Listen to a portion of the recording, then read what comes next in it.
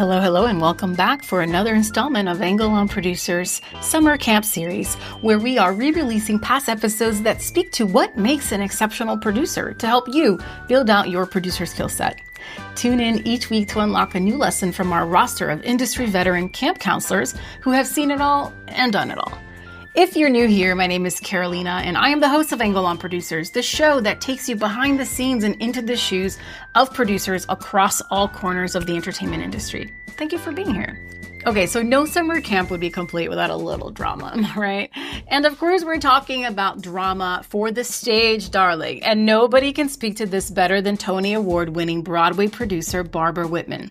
Back in 2022, she came on the show to talk about the highly acclaimed and award-winning musical A Strange Loop, and all the different stage doors that eventually led her to her biggest one yet, lead producer on Broadway. During our conversation, Barbara talks about growing up in New York City, working with theater legends like Audra McDonald, and the tragedy that made her realize she better go chase her dreams. So please settle into your seats and welcome Barbara Whitman. It was such a pleasure to get to meet you in New York. I think it was last month that I was there. Feels like a lifetime ago, but indeed it was just a month ago.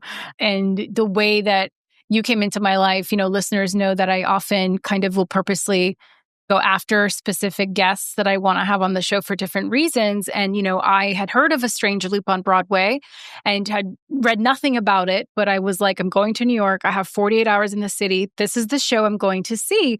And when I was researching it and found you as one of the producers, I was like, now, wait a minute. This lady seems awesome and interesting. I wonder if I could meet her when I'm in New York and maybe have her on the show. And lo and behold, that is what happened. And so I got to come to your office, meet you and your associate, Jimmy. And it was such a gift, I got to say, to just have that experience meeting you guys and hearing about the behind the scenes of the show, of the making of, the pursuit of the passion that you put into bringing it to life, and then getting to experience it the same day was just like, I don't know, it was a really, really cool experience that I feel lucky that I got to have. So it was fantastic. And I'm excited to have you on. So thank you for taking the time. Well, thank you for inviting me to come on. Yeah, absolutely. So I would love to just start at the beginning, which is where I'd like to start with most of my guests. I know you're a New York native. So take us through your journey to discovering that producing specifically theater was the path for you. Well, I grew up in New York, as you said, and I grew up going to theater all the time. And I fell in love with theater even before I saw my first Broadway show. I remember seeing my first Broadway show and saying, oh, yes, this is what I want to do with my life. And I don't know how I knew that. My parents always played us cast albums. I don't know. I just already knew that I loved theater. First, when I was in high school, I became obsessed with the show Pippin, and I managed a job working concessions. And so I was spending all my free time in the Broadway theater watching Pippin. And I saw it over and over and over again. And that gave me a really deep understanding of show business, the business, that there were people buying tickets to come to see the show every night. And understudies would go on and it would change, and someone would leave the cast and be replaced. And I just got to see it as it's just much more of a business. It wasn't just the show you did on that one weekend in high school. And so then when I became a young adult, I became a performer. I toured for quite a number of years with mostly musicals, dinner theater, summer stock, national tours. There wasn't a lot of Broadway work at the time. This was late 70s, early 80s. Broadway was having a rough time, and the work there was tended to be more dance focused, and I was a singer.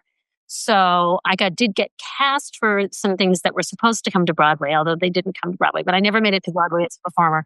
And then I like to say I retired at an early age to have kids. I met my then husband, and I wanted to have a family. And the truth is, at that time, there were no role models for having family and a career. It was very much an either or. And so I got out of the business. And, it's a shame that young women really felt that way. But if you wanted to have kids, you were like, well, have to give up the career. So I retired and stayed home with my kids until my youngest went to kindergarten. And then I went to work in my family's business, which was finance. And my dad said, I'll give you a practical MBA. So I worked for a number of years, and my job was to manage investments of high net worth individuals. So then eventually, which really, paid off eventually when I became a producer. But at a certain point, I wanted to go back into theater. I realized that shouldn't I be doing what I love? And so it was actually right after 9/11 that a lot of people had that same reaction, like, wait, and maybe life isn't as long as we think it is. And I immediately started applying to grad school. I had always looked at this Columbia University program in theater management and producing. I got in, and it's not that you need a degree as a producer to be a producer. It was a great way to quit my job, and it was a great way to make the connections in order to build a career. And I did not know I'd be a producer. Ironically, my skill set or my age, I was an older student. I couldn't go out on the road with a tour. I couldn't be an apprentice or an intern. Like, I just couldn't do any of that. And I had been managing high net worth individuals' assets. So raising money, which is what you do at the beginning of your producing career, that's a big part of what you do. It was much easier for me in that I already had the connections. I mean, it's not to say that I could raise money, like that, but I had people to at least ask. And that's sometimes hard to put together. And so, the fundraising I do is pretty much all from individuals. So I went to Columbia. I quit my job. I loved being at Columbia. And in my second year, someone introduced me to a producer, and they said, "Do you want to be a producer?" And I actually said, "Well, I can't be a producer. I'm in grad school." And this woman said to me, "Why not?" And I had no answer. I just went, and it was one of those like, "Oh, why not? Okay." Because there are certain producers. I mean, the way it works on Broadway, there's lead producers who do the lion's share of the work. And then there are what we now call co-producers who basically raise money. And they can bring another skill set, but they're one of the main functions of the co-producer is to help raise money. And as I said, it was a little easier for me to put that together. So this was in my second year at Columbia. I was a co-producer on Raisin in the Sun, starring Sean Combs, Phylicia, Rashad, Audra, McDonald, which was a crazy way to start. All of a sudden, we were nominated for a Tony, and it took me a long time to realize, I was nominated for a Tony. It wasn't just the show was, but I also was. And I got to go to the Tony Awards, which was incredible. And, it sort of launched me. And then it's very much a business of relationships. And so out of that show, I met people and they introduced me to this person and that person. And then the next year I had 2 more shows that I was a part of on Broadway. So I was very fortunate. The pieces felt, but as I said, I didn't set out to be a producer, but I realized the more I do it, all the different hats I've worn in my life really make me well positioned to be a producer because I have the finance background and I really have a good head for numbers. I have the theater background. I was a performer for many years. I directed shows. I mean, I really understand when I ask an actor to go out on the road. I know what that means to go out on the road when I work 8 shows a week. I know a lot of that. I'm not as good at set designing or anything like that, but I'm very good at the basic overall art. And then also because I'm a parent and a mom, a lot of being a producer is you're the parent of the organization. You need to know when you can say, "Oh, you need a hug. Can I give you a hug?" And when you could say, "No, you can't do that. I can't give you that day off." You have to have both. You can't have sleepover. You can't, all those things the mom has to, no, you can't have chocolate for dinner. You start doing that as a producer. So back when this producer lady, I'm assuming it was a woman. I don't know why. Call me crazy. Maybe you said that it was a woman. It's not me assuming. But when she was like, "Hey, you should be a producer. Do you want to be a producer?" What did that word, as you could define it back then, what did that mean to you? Like, how would you have defined it back then? And how has that definition evolved? I mean, I know you just touched on it a little bit with all the different things that one does as a producer, but yeah, speak on that a little bit. It was just taking on the responsibility for the production, even though I was only taking on a responsibility of the small amount. I think that's when she said that, I think that's where I went to like, well, I'm not ready. I'm not cooked yet. I'm still in school, when she said, "But why?" And so suddenly I thought, well, I guess I could do that. I don't know. I can't really answer exactly, but I think that was my sense that I hadn't finished learning what I needed to learn. I needed to learn it before I moved forward, which was wrong. And then the same thing happened when I made the transition from co-producer to lead producer. I kept waiting and waiting, and people kept saying to me, "When are you going to do your own show?" And I kept saying, "Well, I'm not ready yet. I'm not ready yet." Until finally, and I think I don't know whether I felt like I needed to get a certain amount of knowledge. I don't know. I wanted to feel like I was ready to take that step and the ownership of the show and the responsibility. And it's legal responsibility, but also it's personal responsibility. You feel responsible, and I'm all these people are hired because of me.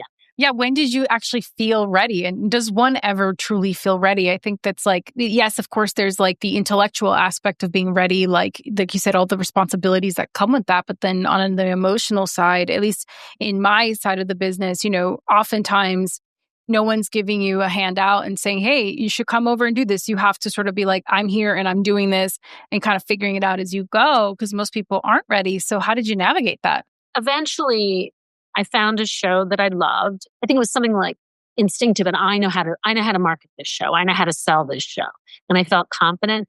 And since then, the more you do it, and certainly the more, if you do it and you're successful, it gives you more confidence to do it again. And then it gives you more confidence to do it again. And maybe this is a woman thing, but I think about it a lot, like, oh, am I able to do that? I think there's a lot of, I shouldn't say it's just men, but there's a lot of people who are just like, well, of course I can do that. I think it's interesting because that is a very masculine quality, I'll say. And there's a lot of studies that show that, statistically speaking, men will jump for opportunities or ask for a promotion or go for the next thing when they're like actually at 30% ready, but they feel like they're at 100, right? Yet women will be at like 90 and be like, no, there's still a gap before I can jump to the next thing. And it's deeper issue, of course, of how we're taught and how we have to like work harder just to be at the status quo, really get status quo. And so, yeah, it's an interesting thing that, again, having done so many of these conversations now, predominantly with women, like at least statistically from this podcast, I can say that this is absolutely something that a lot of women sort of echo back to me, which I find interesting. And a lot of the listeners often ask me similar questions of like, oh, when do I know that I'll be ready for this? Or how do I know that I'm ready for that? And it's such a complicated question to answer because it is a path with no roadmap. Any of producing really is choose your own adventure, and every person's journey is so singular and is so singularly that person's. And you have to just be really good at trusting your own instincts, which sometimes women have to go on a much longer journey to actually arrive to just having trusted their instinct all along of when they're actually ready, right, to elevate to the next thing, to the next challenge, versus what an industry may be telling them they're ready for. So I agree completely. The idea that it's choose your own adventure. I mean, it's definitely a more fun way to look at it, right? I think like there's so many interesting career paths and different ways that people got on the hamster wheel. So it's interesting, to just reflect that, because it is about starting where you are. I think with your story, if you had said, yeah, there's this theater all around me, but I really want to go do film, like it would have been possible, but it would have been such a bigger leap for you potentially because you already were immersed in this world in one way. Like you said, you already had so many things that when you zoomed out and looked around, so many of the pieces were already there for you to just step into that role, So that's what I always say, just to really lean into what is immediately available to you and see where you can be additive and go from there, like kind of like expand from there. So then your first producing as lead producer on Broadway then was which project? So the first show I was a lead that made it to Broadway was a musical that I adored called Hands on a Hard Body, which unfortunately was not successful, but I loved it. It was based on the documentary about a group of people in Texas who try to win a truck by keeping their hands on the truck. I thought it was the most beautiful musical. I love that musical, but unfortunately it wasn't successful. But I was a lead on that. And then Fun Home, probably was the next thing I was the lead on. And what was the biggest shift then from being co-producer to lead producer? Aside from the responsibility, was there a mental shift you had to make, or what was that journey? No, it's just more fun because you really do the... Oh, that's good. You do make the decisions. You get to have input. I mean, I was very, very fortunate. Early in my career, I was on some very small co-producing teams. Nowadays, they tend to be bigger, and it's just, you can't have 50 people get involved in making decisions about advertising. But early in my career, I was on several shows where it was just 3 or 4 producers. And even though I wasn't a lead, I got to be in the room where decisions were made, even if I wasn't making the decisions. So I did have some really, really great experiences as a co-producer. But ultimately, it just got to be more fun when I was the one, even if I would have partners on the show that, I love things like picking what color the t-shirts are. The nice thing about being a producer is every producer sets up their business the way they want to set it up. So you can do all the work, you can do some of the work, you can say, I never want to go to auditions, or you could say, I want to go to every single audition. You can, or there's something in between. You really decide what aspects interest you and what aspects you think you're good at. I mean, there are definitely things I think I'm really good at. And like I said, tech stuff, when they say to me, what about this light equipment? I have to let somebody else do that. That is just not. Yeah. Or how are we going to do the sound on this show? I don't know anything about speakers. But if we're discussing what star we should use, or between these two actors, who has the right essence, I'm really happy to be a part of those conversations. I tend to be involved in the conversations that have more of a financial impact. But on a lot of the shows, like on Strange Loop, I was on that show for a lot of years, and I was very involved in discussions about the story and the dramaturgy. And it wasn't just the writer and the director, which sometimes it is. I was part of the group. It wasn't only me, but I'd be at the conversations. And I love being able to say to my writer a question, what are you trying to say here? And they'll say, I'm trying to say she's blonde. And I'll say, but I'm not getting that. She's wearing a brunette wig. I'm sort of confused. So you can raise that was the simplistic example, but you get to be in this conversation. And I got to really, really dig in, especially on Strange Loop, because I was involved for so long, and dig in with the writer and get to know them and get to know, and being true to their vision. I always want to protect vision and do what they want. But I also want to say, this is what you want. I'm not getting it. I'm losing this here, or I'm not seeing that there. Or why is this dance number here? It feels funny that they're dancing there. And then they can justify it to me, or they can make it work that the person is dancing. That's why I like being a lead producer, because you're just really involved and you can get your hands as dirty as you want together. Yeah, it sounds like it's like an active dialogue, right? And instead of similar to what I would akin it to being an independent film producer, and you're developing material with a writer-director, because it's very similar. You get to ask the questions that guide or warrant whatever the vision is in the direction that the writer or director wants it to go. But like you said, is it perhaps not quite landing? So it's almost like you're holding up a mirror and be like, is this what you intended? Because this is what we're getting, And that person can go, oh, actually, no, that isn't working. I see it, right? And that's if you have a healthy working relationship. Not all relationships are created equal. And, when you hear creative differences, that typically is a very nice version of what people are talking about or referring to. The other nice thing about being the producer is I'm not in the room all the time. In the rehearsal, the writer's there, the director's there, the choreographer's there, the musical director's there. And so in a way, I'm an objective eye as I enter after however, a week or 2 days or however long I haven't been in there. And so I can see it, when they're in there all the time, they can't necessarily see fresh eyes. Right. They're too close to it. You have to be able to zoom out. Yeah. It's such an important perspective exactly like a producer can provide, is just that zooming out of certain things that sometimes true artists, which is why we love them, can get sometimes super focused on one thing that is not as important. And you're constantly there to be like, let's step it back a bit and really make sure we're aligned and where it's headed. At least that's what I think all the good producers do in whatever field or aspect of the industry they're in. But will you tell the story that you shared with me when I met you, just about how Strange Loop came into your life, and also to share with the listeners just how Broadway gets developed, how a show gets developed, and how much work, as many great things, goes on behind the scenes before it ever even makes it to Broadway. The stories you told me was really eye-opening, because we're so siloed and businesses are always so mystical and romantic. And you're like, it's like you got to go behind the curtain to be like, wait, how does this actually work? So yes, if you don't mind telling us that whole story. The first thing I'll say when you say how long it takes, Michael R. Jackson, who wrote the show, it took him 18 years. My God, I didn't know that. It was not the show it is today, but he wrote a monologue about his life. And then someone said, you should write a song. And then, so it evolved.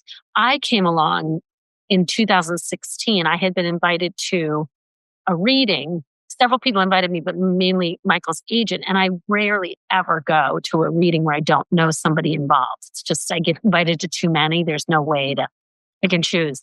But at the same time, I've been hearing a lot of people say to me, oh, Michael R. Jackson, he's great. You should get to know this composer, Michael R. Jackson. And it ended up being, it was the Friday after Trump was elected. I think I told you this part, didn't I? Yeah, this is why I love it. All of New York was just despondent. Yeah. We were all just walking around in a haze. And I said, well, okay, I'll go to this reading. And I went to the reading and, we're all just sitting there feeling the malaise and the despair.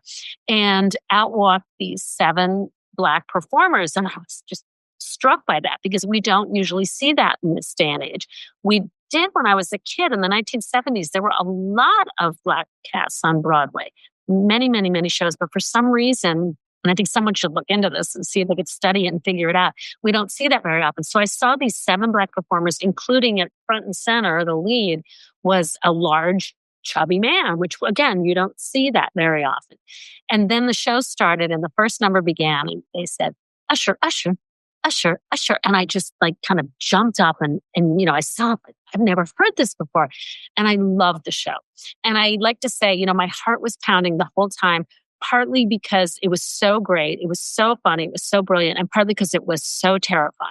I mean, the things that Michael talks about, some of his lived experience. I mean, he calls it a self-referential musical, not an autobiographical musical. So it refers to his life. But many of the experiences that Michael went through as he was growing up, because it's set when the character Usher is 25 and about to turn 26. Michael's now in his early 40s. A lot of those experiences were based on real things that he went through. And he just has conversations about things I didn't know about being Black, being gay, being Black and gay, trying to date. And the other thing I loved about this show, which is very similar to Fun Home, my other musical, is that Usher's life circumstances are so different from mine, but yet I identify with so much of his experience. Like he's working a dead-end job. I had plenty of dead-end jobs when I was a kid. He just wants his mom to understand him in his career choices. He just wants to find someone to love him. He wants all the things that we all want. He wants a career. He wants all of the things that every human being wants, but he lives in a different world than I live in. So it's to me, Michael likes to say that a strange loop is either a window or a mirror. For me, it's a window into a world I don't know. Other people come to the show and it's a mirror of their life. And I venture to say there are probably some people who have part window, part mirror, but it's just a really interesting way to look at it. For me, it's very much a window and I've learned so much from him of what it's like to walk in his shoes, or at least what I think it's like to walk in his shoes, his experience of it and the way he conveys it. It's just, anyway, I hope that was what I told you.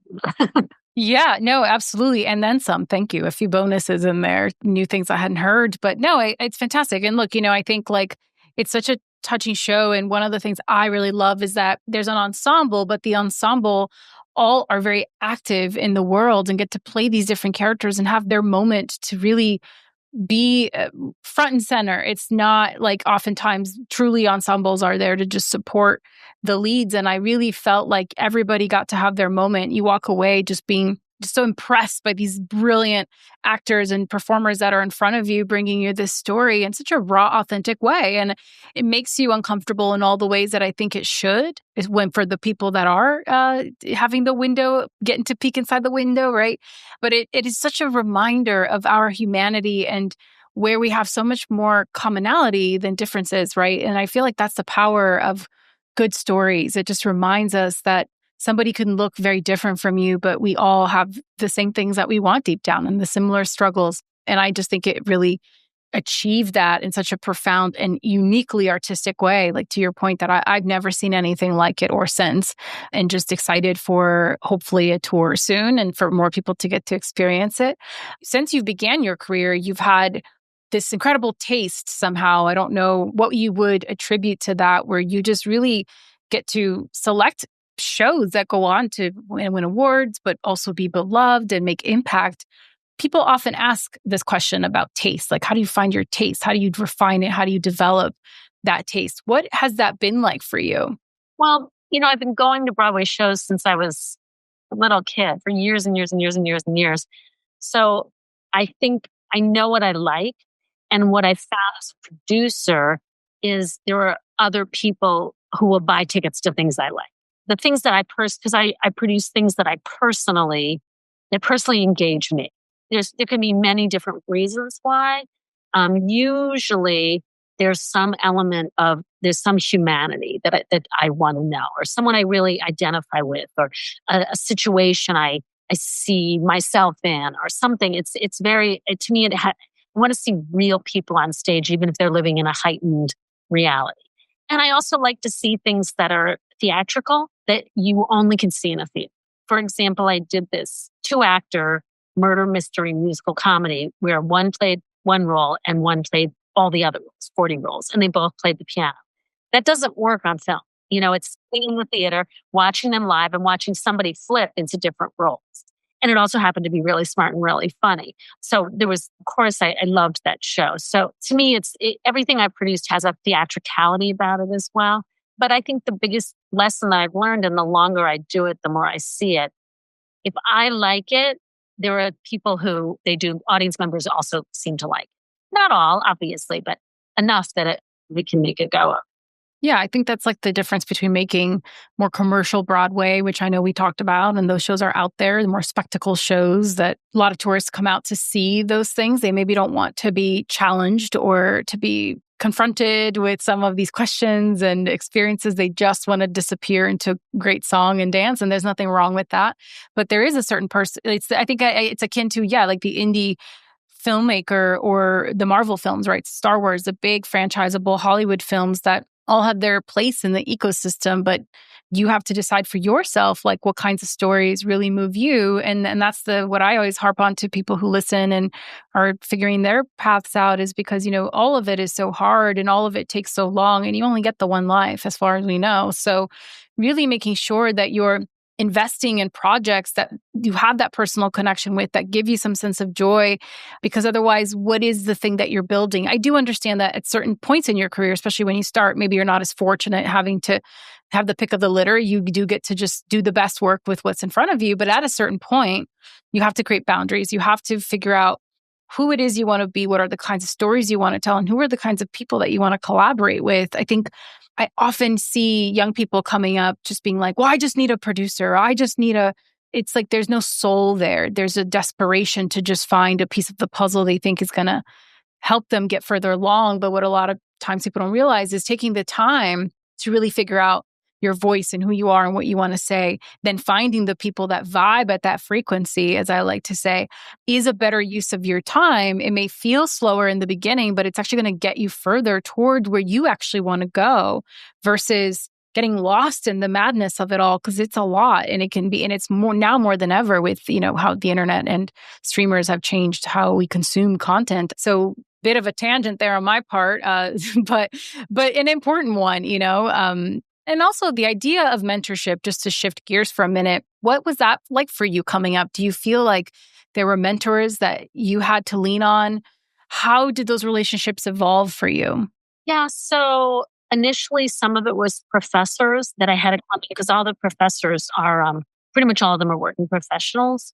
So that was really helpful, especially, I was theoretically getting a degree in producing, but there are so many questions that come up when you're doing your first show and raising money and handing out documentation and, just figuring out the logistics of all that. It's a lot. So that was really, really helpful. And then I was very fortunate, as I said, I was on some small producing teams in the beginning, and I had a couple of lead producers who were incredibly generous with their time and were very, very, very helpful. And I would say, I feel like the industry everyone is always helpful to people. I always had people mentor me. Even today, if I have questions, I have friends I can call, fellow producers, and say, what do you think about this? Or, like, for example, I was putting together a videotape. We send out materials to Tony voters, and we were putting together sort of what we called our last campaign, our last contact with the Tony voter. And I sent it to a very close friend who's another producer. And I said, this is what we want to say. Is this video saying? And he gave me great notes on what he would add and what was missing. So I feel very fortunate. I've been producing now. So my first show was 2004. So 18 years, I still have people I can reach out to and say, what do you think? Do you like this ad? It's sort of the same as being the outside eye in the rehearsal room. They're my outside eye because they're not on the show. And I can say, what do you see? What does this look like to you? And they could tell me, and I'm like, okay, that works. I like that. Or, oh, I'm missing that. Or they'll call me up and say, just so you know, all the Tony voters such and such has come out and I haven't gotten yours yet. And then I can look into it and find out why. Like I have a lot of, there's just people are, they're really supportive. I do think people in the industry were very, very supportive of Strange Loop because they knew it's unusual. We need producers to take risks, and it's a risky enough business. So to add risk on top of risk, it's nice to feel that the industry is supporting you in that way. For producers who do the advice question, for people listening who want to produce theater, who have dreams of producing on Broadway and want to do pieces of work that are more riskier, like what Strange Loop has done, what advice and guidance do you have for those people? Like, how do they get started? How do they find material? That's another question that is... Oh, I don't know. Hopefully they have a network of friends and colleagues that are also, writers or friends of people who want to be producers, and they can all start to, there's no set path for being a producer. Just like I said, you don't need to go to grad school. You can just go out and start producing and in smaller venues, festivals, and just get there and just learn it by doing it. The other really great way to get into being a producer is to work for a producer or work for a general manager and try to get a job where you're in the room where the decisions are being made, because that's how you're going to learn. If you're sitting in an ad meeting and you hear them discuss, do we want to advertise in the New York Times? Do we want to take out a TV commercial? What are we doing on social? Because a lot of it is, I'm not creating any of that advertising the social, but I'm still leading the team. So I'm constantly posing questions. We have strategy sessions and I'm saying, okay, I have this idea. What if we did a campaign of this? And then they'll take it back and come up with ideas for me, but I'm the one who's sort of triggering that. I mean, so quite often the press they will come in with ideas, but a lot of the responsibility of it is on me to keep pushing the team forward.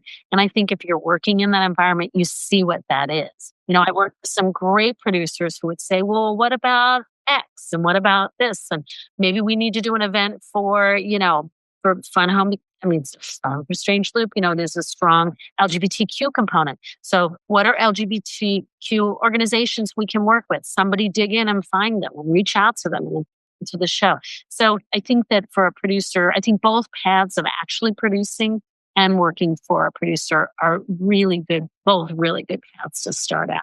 Yeah. It's like apprenticeship, but also you have to be out there just doing the thing, figuring it out for yourself, because that's the way you're going to learn, like we talked about earlier, the kind of producer you are, the kind of producer you want to be, and perhaps what you thought a producer was and the reality of what it is to actually be a producer, right?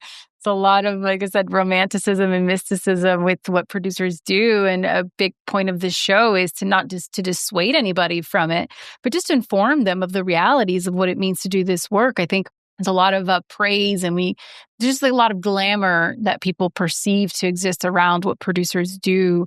And that sometimes is the case. It's like 3% of the time that is the case. You get to have fancy moments in your career, but most of it is not that. And if you're chasing that, you may be chasing the wrong thing. It may not be what you thought. So, just a word of caution to anyone who is not aware. And from what I understand, I don't know, I've never worked in film. In a way, the role of the studio, we do too. You create the work, then they take it and sell it, right? We create the work. The artists create it, but I'm involved in the creation. And then I'm involved in the marketing and the set. I'm involved in all the strategy. I'm involved in all of that. So it is a very different job because I in essence, am in the studio. Right. Yeah. And I think on the independent side, you would have a similar, parallel with if there's an independent financier, right, that's come in. So it's almost like in our world, basically whoever pays for the thing to get made, who's ever taking the actual financial risk, really gets to have a lot of say in everything that comes after, because it's in their best interest to get a return on that investment.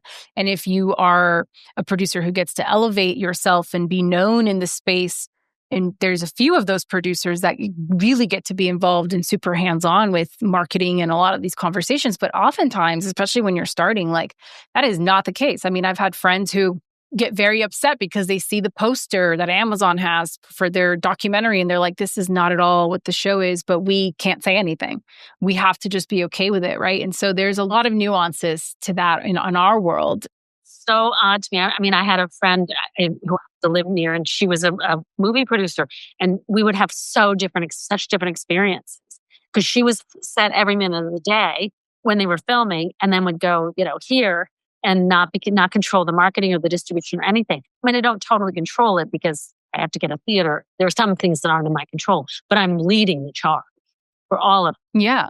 But it's also, I think, because, with the theater, like there's one place where people can see that show and have that experience. It's one physical location, right? When you're talking about a film, distributors have to think about the entire world and different strategies. And there's so many things that I think perhaps are at play that impact the creative or whatever decisions and influence or impact that a producer can have when it comes to strategy or marketing materials. I always found it fascinating that there's sometimes completely different posters for the same movie in different markets, especially like being from Brazil, like every time I've seen the same movie and how it's advertised there, even how they translate the title of certain projects, it's really fascinating. And I mean, speaking on the theatrical model, which of course is slowly dying, but for a long time, one could say those guys really knew what actually worked because they had enough, history to back up with the numbers. But nowadays, the model has changed so much that I would be curious if maybe having producers get back to being involved and being that creative through line, wouldn't that actually be more helpful because you're now competing for eyeballs way more than you ever have before? I don't know. It's a question for any industry peeps listening who have the answer. Feel free to come back to me with that. But I wanted to talk a little bit about the Sweet Factory Fellowship that you have. In reading about this, it's really great to see that you're always supporting early career professionals in the theater space. And from what I understand, this fellowship offers employment, educational, and financial opportunities to high school students, especially. So I'd love to hear a little bit more about that, especially if we do have listeners who maybe are earlier in their career and are based in New York already, and it's something maybe they could be considered for. Yeah, I must say, I don't run that program. I'm just a supporter of that program. Nina Essman, who works in our office, used to be a Tootsie Roll factory. I don't know if we showed you the pictures when you were there. Oh, I didn't know that. How cool. The building was called the Sweet Factory. So that's why we call it the Sweet Factory. It all comes together. And Nina has a connection with the high school theater program. So she partners with them.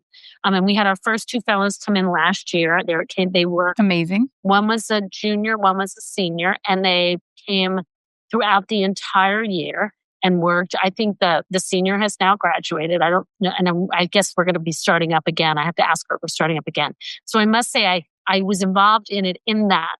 I supported it. I was really excited to do it. And I met with these interns when they were in our office, but I was much more involved in New York State has a fellowship requirement for New York City grant. I think it's a New York City grant. There's a tax rebate that each production can apply for, and part of the requirements are a fellowship program. So we did hire a fellow on Strange Loop for 6 months. We had the last fellow who we adored, and then she finished her 6 months and we lost her because she got another job. But we loved her. And so, yeah, I'm very involved in a lot of these things. I really believe a lot. I think it's clear during the pandemic and after the social reckoning and the unfortunate situation, it was a very sad situation with George Floyd, it became clear that our industry really needed to do much more to bring in people and to support people. I've always been involved in a program called Rising Stars from the Broadway League. And what that is I think it's like a 14-week training program.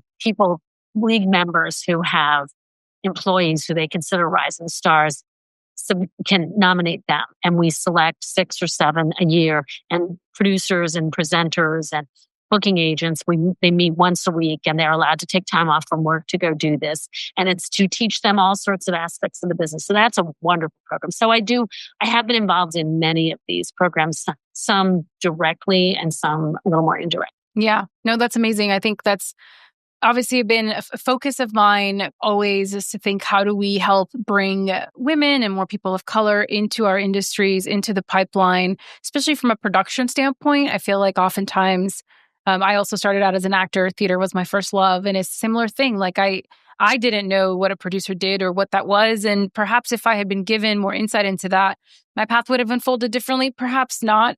I'm not mad at how the path has unfolded. I think being an artist first, having a heart for its story, and also having all of the business and logistics now that I have in my brain actually makes me a really well-rounded producer because I understand artists and I understand creatives because I know that process similar to what you were saying. You know what it's like to do 8 shows a week, right? There's a different energy that you bring to certain conversations, a sensitivity. But yeah, I think there's such a lack of visibility as to all the different cool opportunities that can exist. I think especially for people in the theater who love, say, stage managing, like I stage managed in high school for my shows, and I didn't know that there was a potential linear path for that in film or in theater, really. So I think the more insight we can give and help uplift, that is to me, the point of it all, frankly, and what gets me really motivated to help be a part of the solution so we can start bringing more people from earlier ages into the business. Because otherwise, how do you incubate people who want to produce to eventually become the lead producers of their own shows who can go fundraise? It has to start at a younger age and bringing those people up through the pipeline. So I'm glad that there's a focus on you guys' end as well to do that. It's really, really exciting to hear. Another aspect of it is to just bring kids to come see shows. Broadway League has a wonderful program called Broadway Bridges. And the goal is to have every 10th grader in New York City public schools see a Broadway show before they graduate. And right now, every year they add more and more kids to come to do this program, and it's subsidized. So the kids they only have to pay $10 a ticket. And I feel like if 100 kids go to see a show, at least one is going to say, I want to come back. That's wonderful because that's how we're going to build this love of theater. If these kids can come see it, and then maybe they go to college and they can learn that there are, it's not just performing. We actually have some programs we're trying to put in place to show them backstage, to give them an idea that there are lots of careers you can do in theater. You don't have to be on stage. You don't just have to go to movie star. Yes, exactly. Similarly, in the film business, we are in desperate need of new energy, new blood, of people who want to actually do the behind the scenes work and be department heads and really be able to support and nurture the wonderful uprising that we're having of, creators of color. It's fantastic, but it's only fantastic if it's in equal pairing with the behind the scenes and with all the collaborators to that process. So shifting gears a little bit, I want to talk a little bit about you. One of the things that for me this show has become is almost like free therapy, which, just something I've always found value in, really understanding the lifestyle, right, of what it takes to live this, what it takes to do this, especially as a woman, as a mom. Like you talked about having to make shifts in your own ambitions early on because of the times, you had to choose a path and you were able to still get back on in your own timing, and that's your journey. But sort of navigating the ups and downs of the business of theater. And I don't know too much about the cycles of that, but I'll share that for me, one of the things I talk a lot about is mental health, the importance of self-care, the endurance that is required to really navigate this business, to form the right relationships, to eventually get to the kind of place where you've built enough of a career that you can look back 10, 15 years later and say, okay, I have arrived, because that's kind of how long it takes.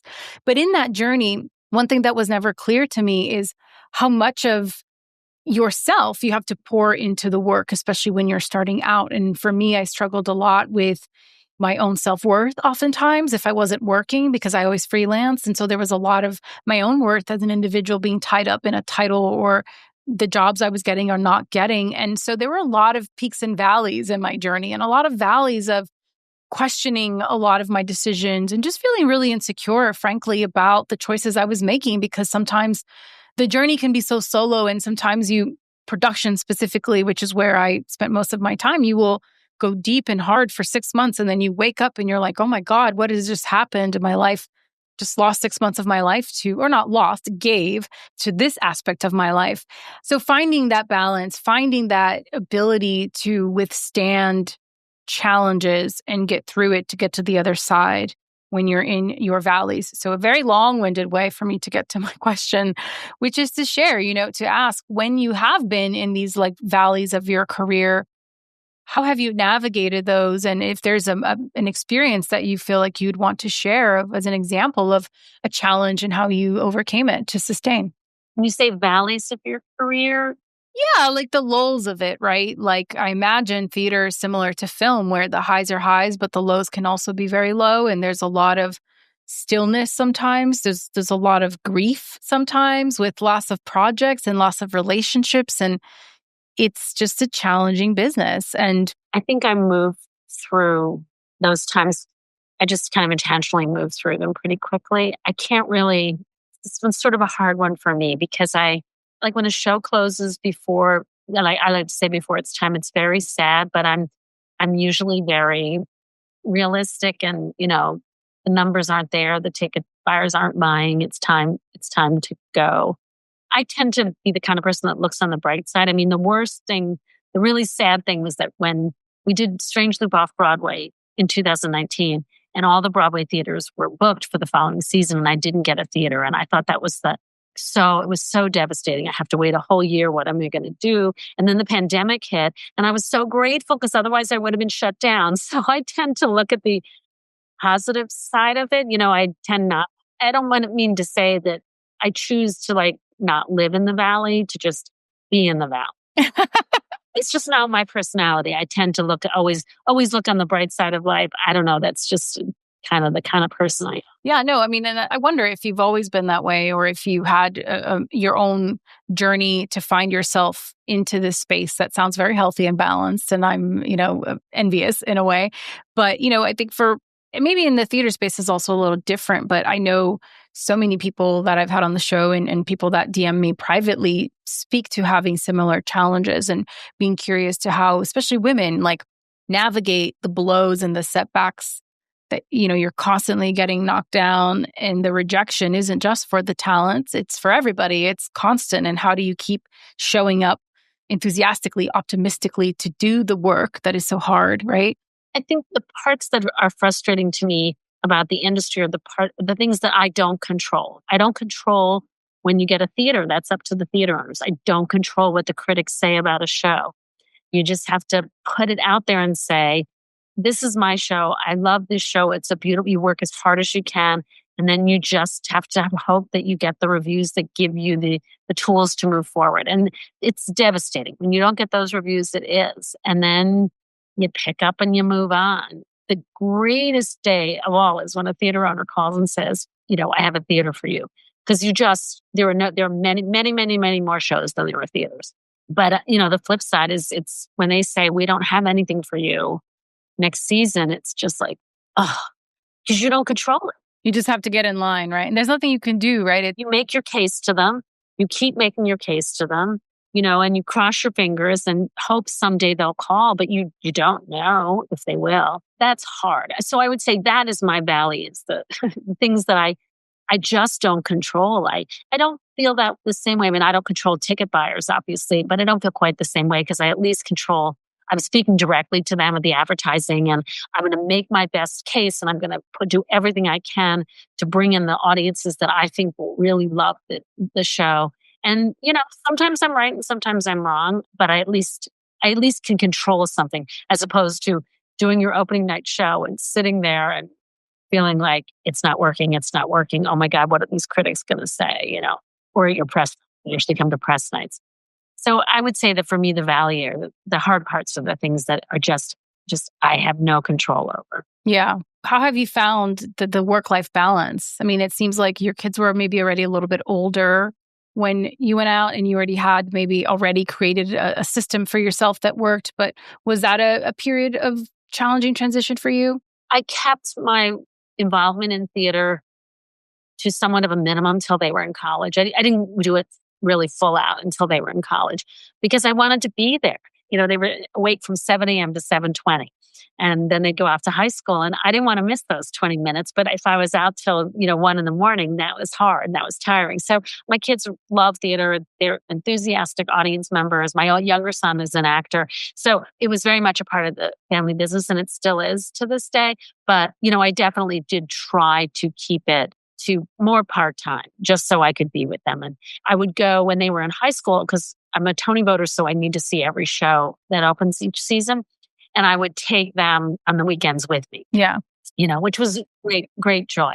I wish I could still take them with me, but they're grown. So I definitely did. I did intentionally keep it more controlled just because, you want to have dinner with them, and especially if they're in high school, they're not around a whole lot. Yeah, absolutely. Is there anything that you're working on next? What's up after Strange Loop? I do have a new play that is opening on Broadway next spring, starring Sean Hayes from Will and Grace. Oh my gosh. And the Smartless podcast. And Sean is going to star in a play called Goodnight Oscar by Pulitzer Prize winning Doug Wright. And we did it at the theater last spring, and it's fantastic. Sean is just revelatory. It's like no other Sean you've ever seen. Please come see it. It's brilliant. It's really funny. It's about a man named Oscar Levant. I don't know if you know who he was. He was a Hollywood author and wit, concert pianist. He was the first person who ever went on, this is true, he was the first person who ever went on live TV on shows like The Jack Paar Show and talked about mental illness and electroshock therapy. And he was the person who went out and said what you were not supposed to say on TV. And it's great. It's just a really terrific play. So we're very excited. It opens on Broadway's Alaska Theater. We start previews in early April and open at the end of April. Okay, I will be coming out. I will be sure to be there for sure. That is very exciting. There you are again with another excellent piece of taste and quality work that you're creating. It's very exciting. I'm excited for you. Lisa Peterson is directing it. I didn't mention Lisa. Amazing. Lisa Peterson. Cool. Yes, we'll make sure. I don't know if you have any links to anything yet, but whenever you do, feel free to share it with me and I can post it on social media, or I have a blog post I do about each guest. So I can also include anything you want on there. So we're reaching the end of our time together. And before we move on to the very fun, quick lightning round, I want to leave on this question for you. What is the legacy that you hope to leave behind with all the great work that you have been doing and will continue to do? I would say, let's keep pushing the boundaries of what is musical theater. Probably doesn't apply as much to plays, but certainly to musicals. Don't limit. Let's not limit what we think is a musical or what is the subject for a musical or what stories are appropriate for a musical, because we've proven time and time again that there is an audience who wants to see, the Rents, the Next to Normals, the unusual. There is an audience for that. Hadestown, A Band's Visit, Fun Home, many of mine Next to Normal, many of mine fit that category. So I feel like we as an industry, let's all just keep saying to audiences, yes, we hear you. You do want to see unusual things. Let's do the traditional, like you said, the big touristy musicals, great, do those. The family musicals, do those. But let's not limit ourselves. Let's keep doing it. I love that. Well, so we are moving on to the lightning round. So these are 5 fun little questions just to take us out. So the first question is, what's a song that teleports you to a happy place? My White Knight from Music Man. What is the latest piece of art that moved you? It can be a book, a film, a TV show, anything. Oh, gosh. Well, I'm really loving reading Mary Rogers Shy, Richard Rogers' daughter, her fascinating memoir about her career and her parents. Yeah. Okay, cool. Fill in the blank. When I'm overworked, blank helps ease the stress. Glass of wine. What kind of wine? Sauvignon Blanc from New Zealand. Okay, perfect. My kind of lady. That was probably the easiest question you asked me all day. I will say that most producers answer wine to this question. That's why I'm looking for a wine sponsor. It's a true story. Okay, this is a good one that I love. What is one of the most worthwhile investments that you've ever made? And it does not have to be financial. My children. Yeah, I figured you'd say that. I don't know if else is an investment. Absolutely. Absolutely, Ken. My children, now the dividend is I have a grandson.